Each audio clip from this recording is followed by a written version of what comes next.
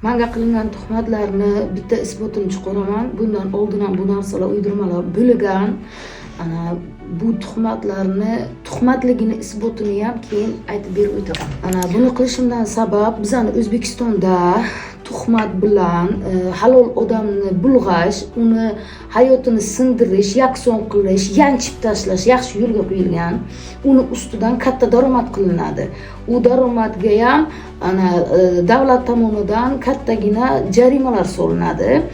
Kerak bo'lsa hozir bizani qamoqxonalarda ko'pgina aybsiz aybdorlar yotibdi, jazolanib. Bundan tashqari men bu narsani o'z boshimdan o'tkazganim uchun aytishga majbur bo'lyapman. Bir emas bir necha martalab bu tuhmat uydirmalar sababli odamlarni xonadondagi bor mol-mulklari talon-taroj qilinyapti. Men shu uchun amaliy yordam so'rayapman. Uje ishonsangizlar O'zbekiston xalqiga millatim deb yonib kuyib, shijoat bilan xizmat qilishim meni uje so'lib bo'lgan shamday so'lib bo'ldi. Xohishim ham qolmadi va bu kelajakdagi bo'layotgan ofatlar, haqiqatlar isbotini aytib o'tsamda, yaksonlikka, dunyoning oxiratiga yana vijdonim dosh bera olmay aytishga majbur bo'laman. Men aytib o'tganman oldin ham, men o'lgandan keyin meni ilmlarim qonuniylashmasa, dunyo tartibga tushmasa, insonlar o'zini tartibga solmasa, hayot davomiyligi to'xtaydi. Hayot davomiyligi tugaydi, insonlarni Alloh yer yuzidan o'zi poklab, tozalab, tartibga solib qo'yadi.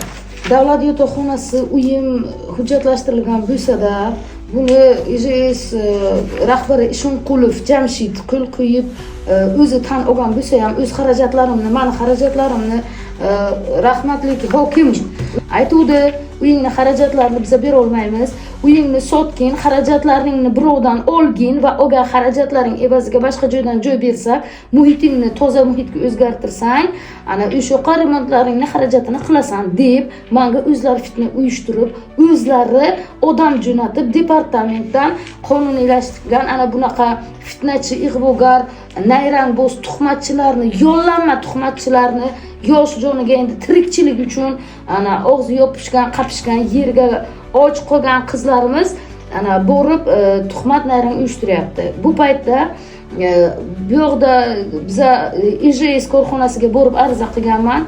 Ariza qilganda o'z sarf xarajatlarimni pulini oldim deb ariza qilgan bo'lsam-da, bu ariza qaytadan yozdirilgan menga.